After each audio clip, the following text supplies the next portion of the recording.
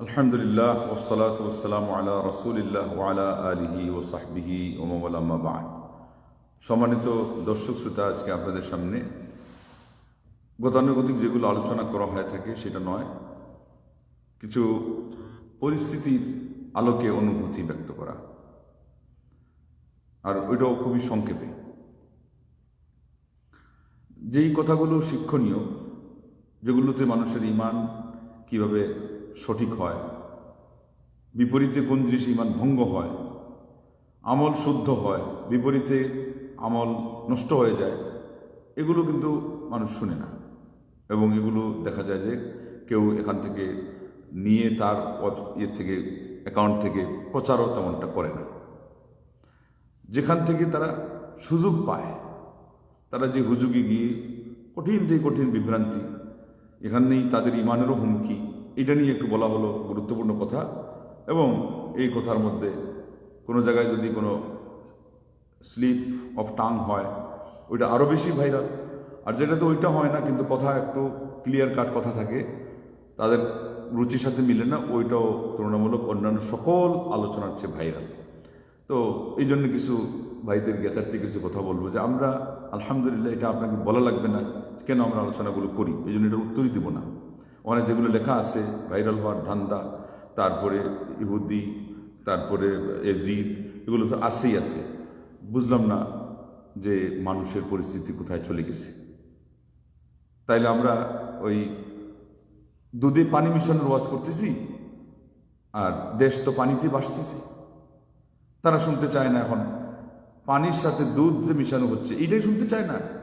আমরা আছি, দেখা যাচ্ছে যে দুধের সাথে পানি মিশানোর ওয়াজে। কিন্তু পরিস্থিতি এই পর্যন্ত গেল কিভাবে, কারা নিয়ে গেল, ওইগুলোই প্রমাণ করে যে এইগুলো কথা আরো বেশি হওয়া দরকার ছিল। আজকে ইরানি শিয়াদের অবস্থা বোঝানো যাচ্ছে না। কারণ কি? কারণ হলো দেশে যে শিয়া কোনো ধরনের বীজ ছাড়া লা ইলাহা ইল্লাল্লাহ এতটা জন্ম নিয়ে নিছে। এর যুগ আজকে, সোশ্যাল মিডিয়ার যুগ। শিক্ষক লাগে না, ছাত্র তৈরি হচ্ছে। দিক নির্দেশনা দাতা লাগে না, বক্তারা তৈরি হচ্ছে। বাপকে আব্বা ডাকে নাই, এখন খাম্বাকে তার আব্বা। আর মেসিকে বলতেছে মুসা। তাও ঢাবির নতুন যাদের মাধ্যমে আপনারা অনেক আশায় বসে আছেন, ওই যারাই জানাজা পড়ছে, আমরা তো ওগুলো বলি না। কেন আমাদের উপরে তো হামলা কি জন্য আমরা তো বলি না? এখনই দেখলাম একজন বলছে কথা ঠিক, যে ইতিহাসে প্রথম ব্যক্তি যার দাফনের আগে তার ওয়াইফের মুদ্দত শেষ, 4 মাস 10 দিন হয় না, এবং হিসাব মিলে দেখলাম যে 4 মাস 11 দিনের দিন তারা এটা করছে। তার মানে ওই মুদ্দতটা পালন করাইছে এনাকে এখানে রেখে। এখানে আরো কত কিছু লুকিয়ে আছে, এগুলো আমরা এখন আর বলবোই না। আমরা অনেক কথাই বলবো না, আপনাদেরকে জানাই রাখলাম সোশ্যাল মিডিয়াতে যারা আমার এগুলো শুনবেন। আর আজকে দেখলাম যে কত চলে গেছে ওগুলো সাধারণ আলোচনা, যেগুলো গুরুত্বপূর্ণ সেগুলোতে 1000, 2000, 3000, 5000 বেশ থেকে বেশ। আর এখানে হলো তার চেয়ে কয়েক গুণ, ডজন ডজন ঊর্ধ্বে। কেন? অনেক গালমন্দ করা হবে, 1000-এর চেয়ে ঊর্ধ্বে এখানে শুধু কমেন্ট। তাহলে আপনাদেরকে আমরা সব কথা বলছি না, কিন্তু তবে এটাও মনে রাখবেন যে আমরা আপনাদের কারণে কথা বলা ছাড়বো না, বলবো না সব কথা। এই জন্যে যে আমরা সমাজ বুঝতে পারি নাই। সমাজ যে ওই জায়গায় পৌঁছে গেছে যে এখন তাদেরকে পানির সাথে দুধ মিশানোর ওয়াজ বোঝানো লাগবে। মানে পানি আসল। আমরা মনে করছিলাম যে দুধের সাথে পানি মিশানো সম্পর্কে সাবধান করা লাগবে। এখন দেখছি শিয়া মাযহাব এই পরিমাণেই তারা গাদ্দারিতে, মুনাফিকিতে, ধোঁকাবাজিতে, আই ওয়াশ এর ক্ষেত্রে সফল হয়েছে। এবং তাদেরকে ইহুদিরাই শিখিয়ে দিয়েছে এগুলো, যে আমরা যতটুকু করতে পারবো না, তুমি নাম সর্বস্ব মুসলিম হয়ে এই কাজ করো, এটা করতে গিয়ে আমরা দেখাবো তোমার সাথে আমাদের বয়কট। এটা বলতেছে ওরা এতদিন যাবৎ বয়কট কিন্তু ওদের সব আমেরিকা থেকে পড়াশোনা করে। বয়কট কিন্তু আমেরিকার সকল লোক তাদের সাথে আনাগোনা করে। বয়কট কিন্তু তাদের সকল তত্ত্বগুলো পাশ করছে সবচেয়ে বেশি কে? আমেরিকার সাদা চামড়ার মহিলা। কোনটা কি বিয়ের মাধ্যমে বয়কট? কোথায় বয়কট করলো? এইটাই এই ধাঁধাটা তোমরা উদ্ধার করতে পারো না। এই ধাঁধাটা উদ্ধার করতে যাদের যোগ্যতা নাই, তারা আন্তর্জাতিক জ্ঞান, আন্তর্জাতিক রাজনীতি, আন্তর্জাতিক কূটনীতি এটা তো বুঝবে না কি আমাদের আগ পর্যন্ত। কিন্তু গালমন্দ করো কেন? মনে করছো যে আমরা এই আলখাল্লা পরা এটা সৌদি আরবের পোশাক, আমরা ওই এখানে কিতাব নিয়ে পড়ে থাকি? আমরা ওদের কিতাব নিয়েও পড়ছি তো আন্তর্জাতিক রাজনীতিকে মানে ঘাট ধরে কোন দিকে ঘোরায়, কোনটা সঠিক কোনটা বেঠিক, একেবারে নিক্তিতে মেপে মেপে কোনটা কতটুকু দিক হারা হচ্ছে, আমরা সেগুলো শিখছি আজকে 3 যুগ 4 যুগ থেকে। আমাদেরকে এসে বলে যে আলোচনা শুনে না তো, ওই জন্য আগেই বলেছি ওটা।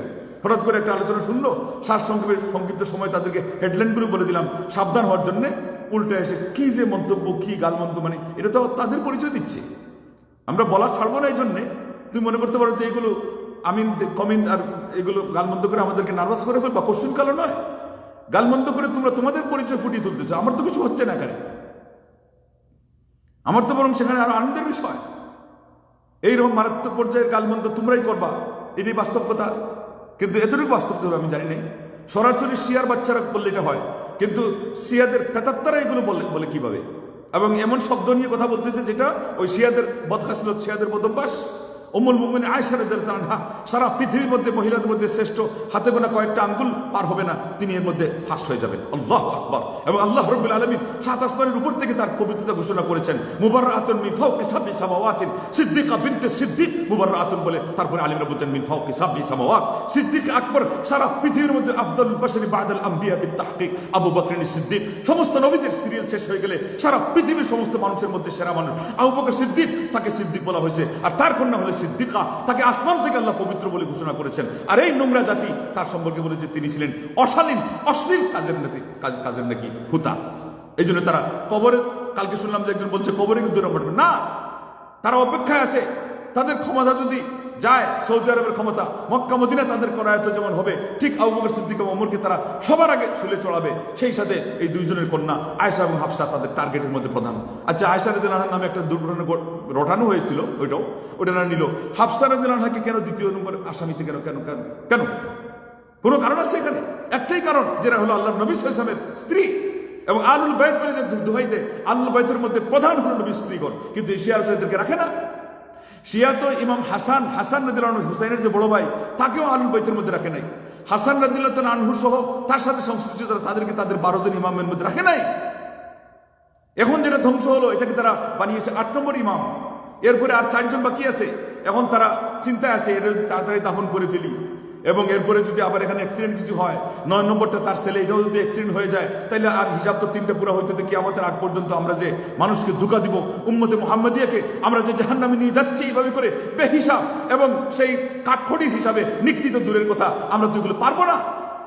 ইতিহাসের এক আশ্চর্যের বিষয়, 4 মাস 10 দিন পার হওয়ার পর একজন মানুষের জানাজা, আর আজকে এটার উপরে আপত্তি হানতেছে। 4 মাস আমি কেন বললাম? নবী সাল্লাল্লাহু আলাইহি ওয়াসাল্লামের 3 দিন দেরি হয়েছে কেন? নবীর 3 দিন দেরি হয়েছে তোমাকে বলতে হবে? নবী আল্লাহর নবী সত্য নবী অলমোস্ট 1,24,000, অলমোস্ট 1,00,000 লক্ষ নবীর মধ্যে সেরা নবী। তার মধ্যে প্রধান যদি হন ইব্রাহিম, তিনি তার বাপ হন, বংশের সূত্রে সরাসরি বাপ নয়, বাপ সিরিয়ালের 2 নম্বরে, আমার নবী সাথে 1 নম্বরে। আমার নবী সম্পর্কে প্রশ্ন করলে তো তোমার ঈমান থাকবে না। নবীর জানাজা 3 দিন কেন দেরি করা হয়েছে? নবীর সাহাবারা বুঝবেন। নবীর পরে শ্রেষ্ঠ মানুষ হলে সাহাবারা, আর সবচেয়ে শ্রেষ্ঠ মানুষ আবু বকর সিদ্দিক বেঁচে আছেন। তোমার তো প্রশ্ন করা লাগবে না, বেঈমান কাফির জাহান্নামের কুকুর, তোমার তো প্রশ্ন করা লাগবে না, আর তোমার উত্তর আমাকেও দেওয়া লাগবে না। সারা পৃথিবীর কোনো মানুষ তোমার উত্তর দেওয়ার জন্য দায়ী নয়। তোমার ঈমান যদি বাঁচাতে হয়, তোমাকে যদি জান্নাতের স্বপ্নে দেখতে হয়, তা তুমি আহলুস সুন্নাত জামাতের সেই পদাবলম্বন করবা, আহলুস সুন্নাত জামাতের আলিমদের কাছ থেকে ইলম নিবা, এবং সেই শিয়াদেরকে আর শিয়া মতাবলম্বী তাদের পেতাত্তাগুলোকে তওবা করে তাদেরকে তালাক দিবা, বাইন তালাক দিবা, বিয়া ছাড়াই। এদেরকে তোমরা বিয়ে করেছো, বিয়া ছাড়াই, এখন তালাক দিবা বিয়ে ছাড়াই। আমরা এইভাবে তোমাদেরকে ছেড়ে দেবো? আর কত বলতে পারবো বলো? আর কত হুমকি থমকি তোমাদের কাছে আছে বলো? তোমাদের ডিকশনারিতে আর কত উন্নত শব্দ আছে, আর কত তোমাদের টাইটেল আছে, যা কিছু আছে সবকিছু ছাড়ো। তোমরা যেই নিক্তিতে, যেই মাপকাঠিতে মেপেছো, আমরা তো সেই মাপকাঠির ওখানে ওই আওতাধীন নয়। একবার বলে ডলার কমে যাচ্ছে, আবার বলে আপনাকে দাওয়াত দেওয়া হয়নি। আমাকে দাওয়াত দেওয়া হবে কেন? ওই ওই ওই ওই ওই কুকুরের লাশ দিয়ে আমার এখানে আর নিয়ে আসা হয়, অত জানাজা পড়ে থু দেওয়ার লায়ক নয়, অত থু খাওয়ার লায়ক নয়। আচ্ছা, আপনাকে দাওয়াত দেয়নি। মানুষ কোন মানে জাতি কোথায় গিয়ে পৌঁছেছে? আর এগুলো দোষের জন্য খালি একদল নয়, সারা দেশের যত ধর্মীয় ঘটনা আছে সবগুলো দায়ী এর মধ্যে। নিজের কামড়া কামড়ির মধ্যে ব্যস্ত, আর জাতিকে এদিকে ইরান নিয়ে খেয়ে ফেলছে, আর ওদেরকে মেসি খেয়ে ফেলেছে। আজকে মেসিকে বলে মুসানবী থেকে মেসি আসছে, এটা আবার কারা বলতেছে? ঢাকা ইউনিভার্সিটির সে কোন সাহিত্য সম্পাদক? এরা নিজেদেরকে কি মনে করে? এরা কি বামপন্থী? এরা ডানপন্থী রাজনীতির লোকজন, এরা তো ওই প্রেতাত্মা। এবং আমি দেখলাম আজকে আইডিতে যতটি এই সমস্ত এই ইরান মার্কা ইসলামের আল্লাহ কথা মানুষকে কমলা দেখায়, এই বেশিরভাগ এগুলো কেউ মেসির ড্রেস পরে, কেউ নেইমারের ড্রেস পরে, আর্জেন্টিনার বাজু দুইটার গেঞ্জি পরে এরা এখন নামে গেছে মাঠে। এদের আইডির মধ্যে এখন ছবি পাল্টে গেছে, আর আমাদেরকে বলতেছে আমরা মেসির ভক্ত, আমরা অমুকের তমুকের। আমরা ওগুলো নিয়ে আলোচনা করি না? আমাদের গলার বসে গেছে ওগুলো নিয়ে আলোচনা করতে করতে। তোমরা তো ওগুলো শোনো না, হঠাৎ করে আসলা কোনো আলোচনা যেগুলো কেউ হয়তো পেশ করে দিল, এগুলো শোনার পরে তোমরা কারো ব্যাকগ্রাউন্ড জানা নাই, কার সাথে কথা বলতে জানা নাই, এমন মানুষের যাদের পর তোমরা মন্তব্য করলে এখনই ধ্বংস হয়ে যাবে। আর নাহলে জীবনের জন্য তোমার হেদায়েত আর বাকি জুটবে না। কার সাথে কেউ মন্তব্য করো? চোখের সামনে এরকম একাধিক ঘটনা ঘটেছে। ইন্না লিল্লাহি ওয়া ইন্না ইলাইহি রাজিউন। একবার এটা নিয়ে মন্তব্য, এটা একটা সাধারণ বেস, এটা জামা, যেখানে থাকে, যেখানে ধর্মীয় মন্ত্রণালয়ের অধীনে কাজ করতে গেলে এটা ছাড়া তাদের মানে সেখানকার অফিসিয়াল ড্রেস, এটার উপরে মন্তব্য। মানুষ আছে নাকি? মানুষ আছে নাকি? এই জন্য পশ্চিমাতে তো একজন দেখা গেছিল, সে দিনের বেলা লাইট জ্বালি হাঁটতেছে পশ্চিমায়। সে বিজ্ঞানী, তাকে বলা হয়েছিল যে কেন এই দিনের বেলা আপনি এরকম এত পাওয়ারফুল লাইট জ্বালিয়ে হাঁটতেছেন কেন? বলে আমি তো মানুষ পাচ্ছি না। বাংলাদেশে বলে 92% মুসলমান, এরা মুসলমান। শিয়াদের ফেতাত্তা কোনোদিন মুসলমান হবে না। আজকে তুমি শুনে রাখো, এখন আর খোমেনি খামেনির ব্যাপারে ফতোয়া দেওয়া হবে না। আল্লাহর হাব্বা, আল্লাহ নবী সাহেব বলছেন, যে যাকে ভালোবাসে তার হাসর তার সাথে হয়। বাংলায় তার অনুবাদ হলো, যার সাথে যার মহব্বত তার সাথে তার কিয়ামত। যার সাথে যার মহব্বত তার সাথে তার কিয়ামত। পরিষ্কার জানার তোমাদের কিয়ামত হলো এই খবিসদের সাথে, এই নোংরাদের সাথে। এগুলো জাহান্নামের কুকুর হওয়ার যোগ্যতা রাখে না। খমিনির থেকে এই বদমাশ যেগুলো আছে, এগুলো আন্তর্জাতিক এলো ড্রামা খেলোয়াড়, আইওয়াশ এর মধ্যে তারা হলো সেরা। আর বাংলার জমিনের এই সবগুলো যে এত হাবা, এগুলো যে রামসাগল, এটা তো আমি এতদিন পর্যন্ত জানি নাই। যারা কুমিল্লা মিডিয়ার অধীনে আমার সেই আলোচনা শোনার কারণে এই পরিমাণ তোমরা তোমাদের পরিচয় দিয়েছ, আমি বলবো এই মিডিয়াকে সহ আমার এটাও তাদের কাছে পৌঁছে দেওয়া তোমার দায়িত্ব। আমার আইডিতে এত লোক ঢুকে নাই। তারা এটাকে একটা কারণ বানিয়েছে যে মন্তব্যের মধ্যে কমেন্ট বক্সে আসল আমার এগুলো দেখার দরকার নেই। সারা পৃথিবী সারে দুনিয়া হওয়া মুখালিফ, কুছ नहीं नुकसान है, गम नहीं है, डर नहीं है, गर रहमान हमारे साथ है। এগুলো তো আমাদের পরোয়ারি কোনো বিষয় না। তোমরা কি মনে করছো আমাদেরকে? কিন্তু তোমাদেরকে বলতে চাচ্ছি, তোমরা যে এগুলো কাটছাট করে কি জন্য তোমরা এগুলো করো আমি জানি না। যদি প্রচারের জন্য হয়েই থাকে, তাহলে ওখানে যে কমেন্টের মধ্যে এই পরিমাণ তারা যে সেই মহামানবরা তাদের যে বাণীগুলো রাখলো, সেই জায়গায় তোমাদের তো কিছু লোক দিয়ে সেই জিনিসগুলো হয় ডিলিট করা দরকার ছিল, তা না হলে সেখানে ওই রকম করে ইতিবাচক কথা নিয়ে আসা দরকার ছিল, যেগুলোতে মানুষের ইমানটা বাঁচে। তুমি এগুলো দিয়ে মানুষকে আরো বেঈমান হওয়ার দিকে ঠেলে দিলা। কারণ আমাদের ধর্ম তো হলো এখন এই বাংলাদেশের মুসলমানদের যে দোষের চক্রান্তে ভগবান ভূত আর 7 নকলে আসল খাস্তা।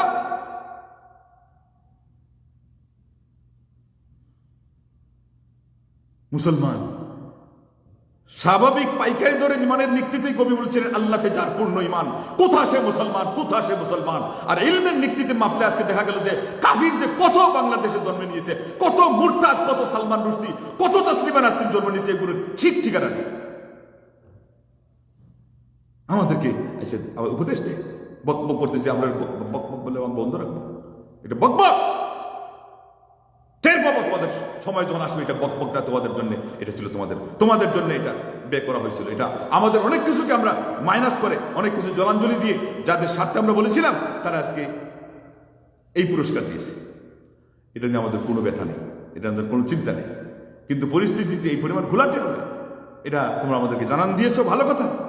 তবে এত বেশি খুশি হই না যে আমরা বলা বাদ দিয়ে, আমরা বলবো, আরো বেশি বলবো। কিন্তু আমাদের কাছে নীতি আছে, ওই নীতির কথাটা বললাম। যে পরিস্থিতি বুঝলাম এখন, যে এখন আর পানিতে দুধে পানি মিশানো হচ্ছে না, এখন পানি দিয়ে দুধ মিশানোর যুগ এসে গেছে। আল্লাহু আকবার। এইটা আমাদের জানা ছিল, যে এই পরিমাণ শিয়া বাংলাদেশে আছে।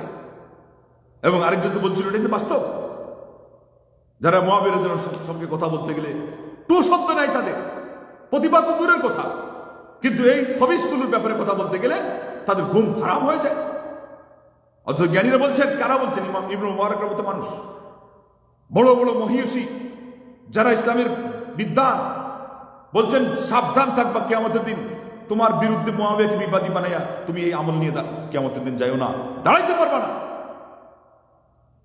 যারা এদের সাপোর্ট দিচ্ছ তোমরা তো মুআবিয়ার রাদিয়াল্লাহু বিরুদ্ধে বিবাদী হয়ে যাবা, তোমার বিবাদী হওয়ার তো খাড়া হওয়ার তোমার মতো তোমার থাকবে না।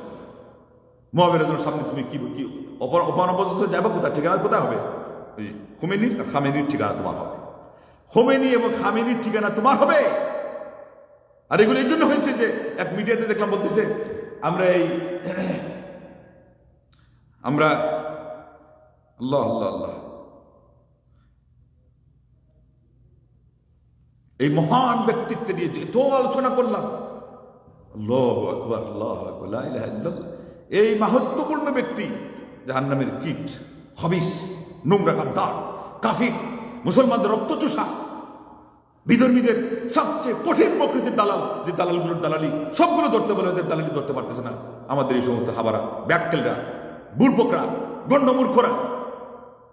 তারা স্তুতি গাচ্ছে, বলছে যে উনি দিন খরচ করার জন্য যেটা লাগতো ওইটা তিনি কিনতেন, এটা দিয়ে তুমি কি বলতে চাচ্ছ?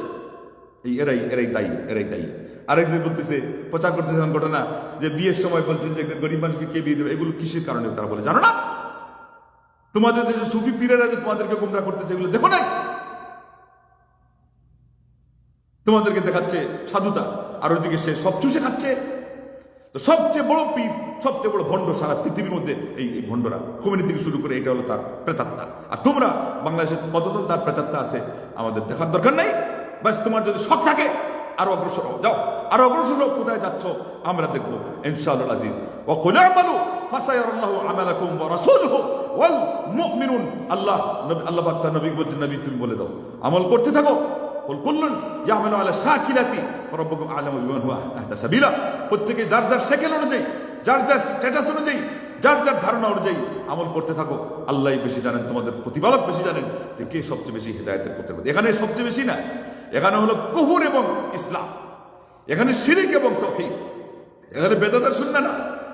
এদের সাথে যে কথাটা, এটা শিয়া সুন্নির কথা না, পরিষ্কার করে জেনে রাখো, এটা হলো মুসলিম আর শিয়ার কথা। তার মানে কি, এই এখানে ইসলাম থাকলে ইসলাম আছে, আর না শিয়াগিরি করলে এখানে কুফরিতে চলে গেছে নির্ঘাত। ফতোয়া যদি তোমাদের পছন্দ না লাগে, আমাদেরকে যেই ট্যাগ লাগিয়েছ এদের কাছে না লাগে, তো বাইতুল মুকাররমের জাতীয় খতিব মাওলানা আব্দুল মালিক সাহেবের কাছ থেকে নিয়ে খবর 2বার করে বলছেন কাফির কাফির।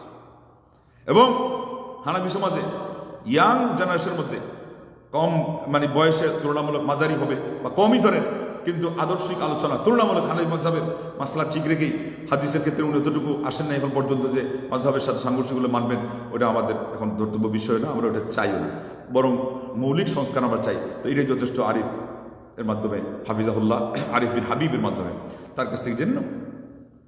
হানাফি সমাজে এই বয়সে হাদিস ভিত্তিক এই পরিমাণ আলোচনা তোমাদের সমাজে আর কেউ করে? আর যোগ্যতার দিক থেকে সারা দেশের মাপকাঠিতে যারা ইনসাফ ভিত্তিক মাপেন, হানাফি সমাজে মাওলানা আব্দুল মালিকের সাহেবের যোগ্যতার সম্পর্কে কেউ আছে? এই দুইজন মানুষ কেন শিয়াদেরকে একজন ডবল কাফির বললো, আরেকজন বলছে যে কাফিরের জানাজা এটা আগে দিলেই কি আর পরে দিলেই কি? এটা কি বুঝাইছে? কে বুঝাইছে এটা? তোমরা কোন স্কুল অফ থটকে কেন্দ্র করে অন্তত ইসলামকে জানতে চাও? এতটুকু ন্যূনতম কোয়ালিটি তোমাদের যদি না থাকে, তাহলে তোমরা কি কি বলতে চাও? তোমাদের কি পরিচিতি? তোমাদের ডাটা আইডিটা কি? এখানে যে শব্দগুলো প্রয়োগ করেছ, এটাই তোমাদের পরিচয়, এটাই তোমাদের পরিচয় হবে। যদি ঠিক মতো ইলম না শিখো, ইমান ভঙ্গকারী কি এটা না জানো। আরেকদিন এটা বলছে যে আল্লাহকে মানে রসুলকে মানে, আল্লাহকে মানে রসুলকে মানার নাম ইমান। সকল মুনাফিকরা আল্লাহকে মানত, রসুলকে মানত। বেঈমান গাদ্দার জাতি যে এত গাদ্দার হবে, এত গুস্তাখ হবে, এত বেয়াদব হবে, কল্পনা পর্যন্ত করা যায় না, কল্পনা পর্যন্ত করা যায় না। আশ্চর্য হলাম যে শেখ মোহাম্মদ সালেহ হুসাইন রাহিমাহুল্লাহ কেন মাপ দেন নাই? উনি সবচেয়ে বেশি আলহামদুলিল্লাহ উদার মানুষ ছিলেন, সবচেয়ে উদার মানুষদের মধ্যে একজন, কিন্তু একদলকে বলছেন যে আমি মাপ দেন নাই, কালকে আমাদের বিচার চাইব। পরে ওখানে গিয়ে দেখা গেল এই শিয়াদের গালমন্দ, শিয়ারা গাইলে সেটা আমাদের এখন যেখানে আমার এখানে ওরা নিজেরাই বলতেছে ওটা কি তোমার ওয়াজ শুনে নাকি? আমার ওয়াজ ইরানিরা শুনে না, তো এখন তো দেখা যাচ্ছে ইরানিরাই শুনে, কিন্তু ওই ইরানের এরিয়ার ইরানি নয়।